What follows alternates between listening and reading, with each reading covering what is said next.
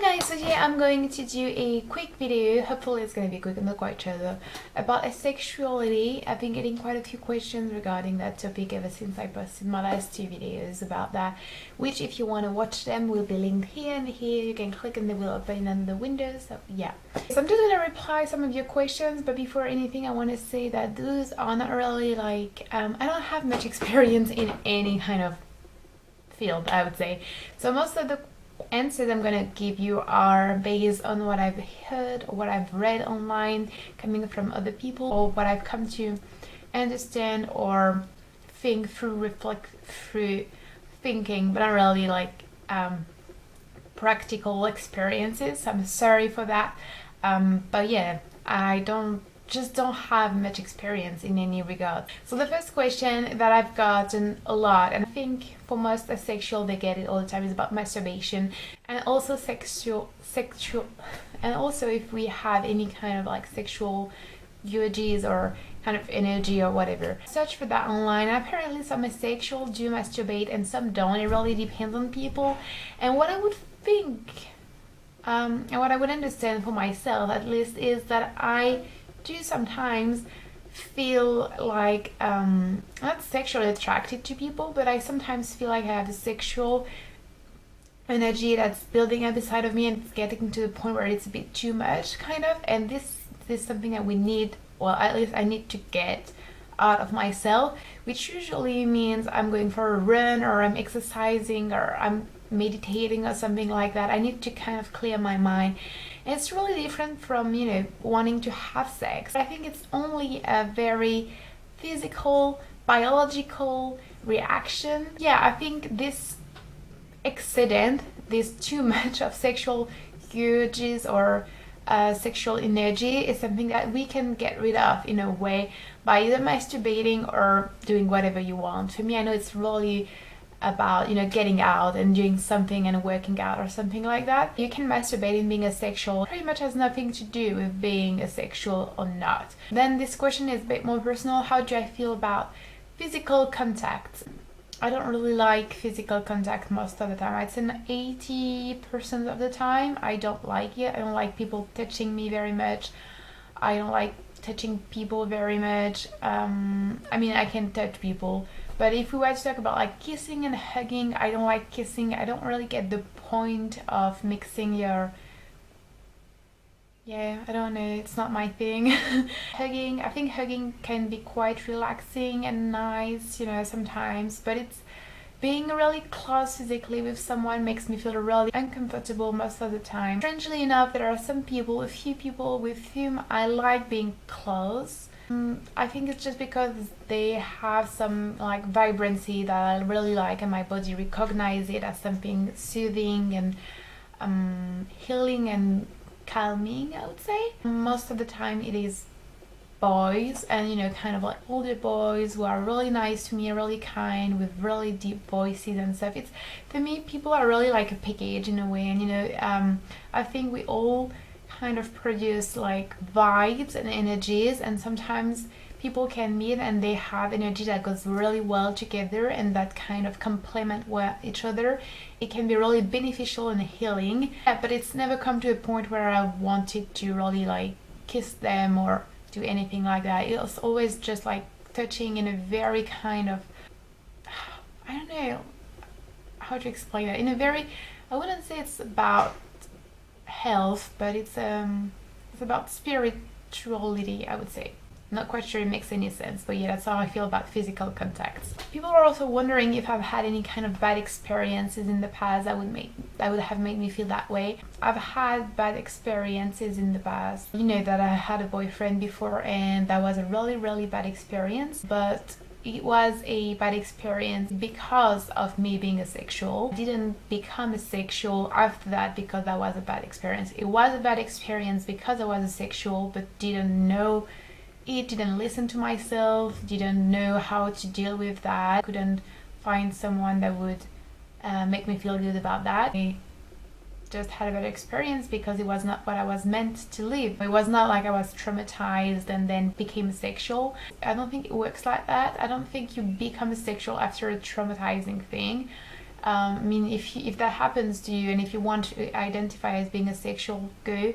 I'm not here to judge or to tell you what you can and what you cannot do, but I personally think that asexuality is something that, comes to you naturally, and a trauma is never natural. I'm also curious to know if you could go back and forth, or see what I did there, if you could go back and forth between being sexual and asexual, if you could become asexual later in your life, blah blah blah.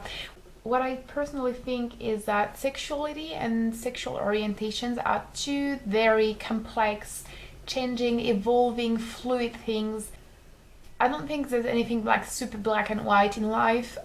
So you might, be like 99.9% of the time attracted to boys and suddenly meet a girl who's like, wow, and you're attracted romantically, sexually, spiritually, whatever, attracted to that girl, whereas before you only liked boys. You can be asexual and suddenly meet someone who, completely turns your world upside down. I'm not quite sure going back and forth all the time is really being asexual. I've been asexual all my life now, I can say that. I'm 22, and at that day and age, I could have had a lot of experiences. I could have dated lots of guys, lots of girls, could have had sex with many people, and the thing is, my sexuality has always been there and has always kind of obviously impacted my life, and I've had one relationship that didn't work because that was not what I wanted to.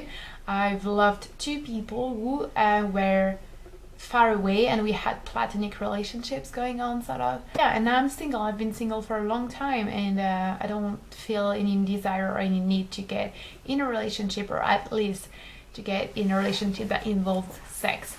But who knows, in 10 days, or no, probably not in 10 days, in 10 years or 10 months, you never know, So I'm not gonna say that I'm gonna be forever sexual. I might be, I might not be, I don't know. So yes, I think definitely those things can change. I've been getting also lots of questions on how do you know you're asexual, people being confused. And I thought that my last video was a bit explanatory about that, but apparently not really. And I think the reason why is because it really depends on everyone, and it's very unique depending on people. First of all, I would say is don't focus too much on labels, on names, or how you should call yourself. Obviously sometimes labels, as I said in my first video, can be really helpful because they help you. You meet people who like you, that makes you feel less lonely, and you find a community that helps you. But at the same time, just being comfortable with who you are is the key, because even in a community there are always people going to judge you and tell you you're not enough of that or you're too much of this. The key is to really accept yourself for who you are, and be happy about that, and be kind of okay with that. Just go with the flow, respect who you are, and don't let anyone tell you should be or act a certain way, especially regarding sexuality. As long as you're not forcing anyone or hurting anyone to do anything. You can be whatever you want to, and you can do whatever you want to. So if you want to have sex, go for it, even if you thought you were sexual. If you have had a long, and very busy sexual life before, and suddenly you feel like, oh my god, that's not what I want to do anymore. Am I asexual? Don't ask yourself that kind of question. Just do what you want. If you don't want to have sex anymore, just don't have sex anymore. If that's what feels good for you. And the last questions are a bit more personal. It's about how I deal with that, and how I think of relationships, and if I would force myself to have sex, and how do I meet people and stuff. I don't think I would force myself to have sex. I don't see why I should do that. If I were to meet someone I really love and who really loves me back, that would really be honestly kind of a big issue, because I don't feel in a position where I would want and I could force myself to have sex. And at the same time, I wouldn't want my lover to have sex with someone else. And at the same time, I wouldn't want to prevent them from doing something they want and they enjoy. Hopefully at that time, I meet someone who is on the same wavelength as I am. Hopefully, as I said, I am grey asexual. Hopefully this person is, extraordinary and makes me want to have sex, which I don't even want that to happen. I don't even want that to happen. I don't know. I really don't know. I'm not in a position where I could, give advice on that, because truth is I've been single for a bit more than 4 years now.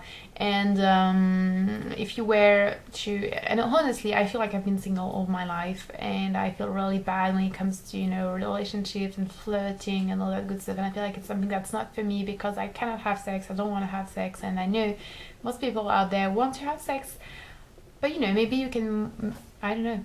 I really don't know. I guess some sort of intimacy with someone that I really love could be possible, so that could be enough for a little bit.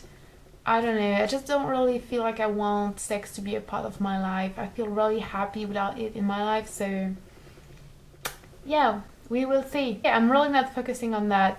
I'm focusing on enjoying my life and becoming a better person every day. I hope this answered some of your questions. If you have any more questions, feel free to let me know. And I will talk to you soon, guys. Bye bye!